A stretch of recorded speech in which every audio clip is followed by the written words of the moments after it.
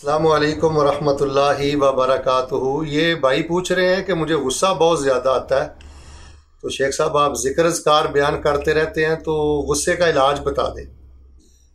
اصل میں غصہ بھی یہ بڑا سمجھدار ہے، یہ غریب آدمی پہ ہی آتا ہے یا بیوی پہ آتا ہے۔ کوئی تگڑا بندہ ہو یا اونچا بندہ ہو تو اس کو دیکھ کے غصہ بھی گھبرا جاتا ہے۔ آج کل کے لوگوں کا غصہ بھی بڑا سمجھدار ہے، تو باہر سورج جی غصے میں نہیں آنا چاہیے۔ ایک انسان میں 99 خوبیاں ہوں اور ایک خامی ہو کہ وہ بلا وجہ فوراً جذباتی ہو جاتا ہے، غصے میں آ جاتا ہے، لال پیلا ہو جاتا ہے، اس کی 99 خوبیوں کی بربادی کے لیے یہ ایک خامی ہی کافی ہے۔ اللہ پوری دنیا کے مسلمانوں کو میں اللہ کا واسطہ دے کر یہ وصیت اور نصیحت کروں گا کہ غصے کا کسی طرح خاتمہ کریں، اپنے اندر بردباری پیدا کریں، تحمل پیدا کریں، برداشت پیدا کریں۔ دیکھیں آپ بھی بھول سکتے ہیں، آپ سے بھی غلطی ہو سکتی ہے، جو آپ اپنے لیے پسند کرتے ہیں وہ بھی دوسرے کے لیے آپ پسند کیا کریں۔ تو باہر صورت اگر آپ اپنے غصے کا علاج کرنا چاہتے ہیں، ایک تو یہ ہے کہ آپ نماز فجر جو ہے نا وہ شوق سے پڑھا کریں۔ بلا وجہ نماز فجر نہ پڑھنے والا یا سورج نکلنے کے بعد پڑھنے والا ایک منحوس ترین انسان ہے، شیطان کا قیدی ہے۔ روزانہ شیطان اس کو پلید کرتا ہے، اس کی روح نجس ہو جاتی ہے، اس پہ شیطان کا غلبہ ہو جاتا ہے، اور غصہ تو ہے بھی شیطان کی طرف سے۔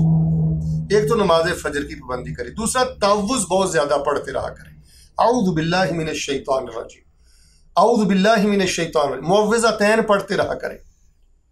اور بالخصوص جو سورۃ الناس میں ہے نا، من شر الوسواس الخناس، جب اس آیت پہ پہنچے تو اس کا تکرار کیا کریں۔ اور سب سے بڑی بات یہ ہے اللہ تعالیٰ سے دعا کیا کریں، اللہ تعالیٰ مجھے برداشت عطا فرما، مجھے تحمل عطا فرما، اللہ تبارک تعالیٰ میرے لیے آسانی فرما۔ اگر آپ کھڑے ہیں تو بیٹھ جائیں، بیٹھے ہیں تو لیٹ جائیں، پانی پئیں، اللہ سے ڈر جائیں۔ یہ غصہ انسانی شخصیت کے لیے زہر قاتل ہے۔ یہی وجہ ہے کہ رسول اکرم علیہ السلام کے پاس ایک بندہ آیا اور آ کر کہنے لگا اللہ کے نبی علیہ السلام مجھے آپ کوئی وصیت فرمایا۔ آپ نے فرمایا لا تغضب، پھر کہنے لگا کوئی اور وصیت کریں، آپ نے فرمایا لا تغضب، پھر کہنے لگا کوئی اور وصیت کریں، آپ نے فرمایا لا تغضب، تجھے کہہ دیا غضب نہ کیا کر، غصہ نہ کیا کر۔ تو میرے پیارے بھائیوں، ہزاروں گرانوں کی خوشیوں کو ویران کر دیا اس غصے نے۔ اس میں کوئی شبہ نہیں کہ کئی لوگ جو ہوتے ہیں ان کے رویے بڑے برے ہوتے ہیں، ان کی حرکتیں بڑی بری ہوتی ہیں، لیکن آخر حد تک برداشت کریں۔ اور اگر کسی وقت آپ غصے میں آ بھی جائیں تو 1-2 دن میں معاملہ رفع دفع کرنے کی کوشش کریں، استغفار کریں، اور اپنے اللہ سبحانہ و تعالیٰ کے سامنے روئیں، گڑ گڑائیں، اور یہ دعا کریں کہ اللہ تعالیٰ میری یہ خامی جو ہے یہ ختم فرما دے۔ اس خامی نے بڑے بڑے نیک لوگوں کو رسوا کر دیا جی، خاندانوں کے خاندان اجاڑ کر۔ یہ آپ کی جو طائف کی جیل ہے یہ غصے کی وجہ سے بھری ہوئی ہے۔ پاکستان میں چلے جائیں، جتنی جیلیں ہیں یہ غصے کا نتیجہ ہے۔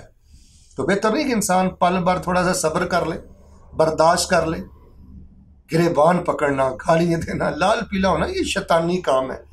اس بندے پہ قرآن کا کوئی اثر نہیں ہے جی، رسول اللہ کی سیرت کا کوئی اثر نہیں ہے، جو اپنی ہوا کا پجاری ہے، نفس کا پجاری ہے، 1 سیکنڈ میں سٹ پٹا اٹھتا ہے۔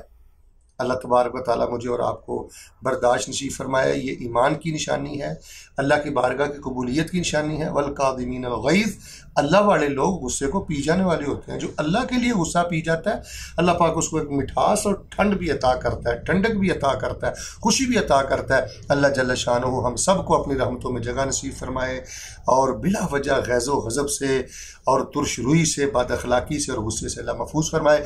آمین ثم آمین۔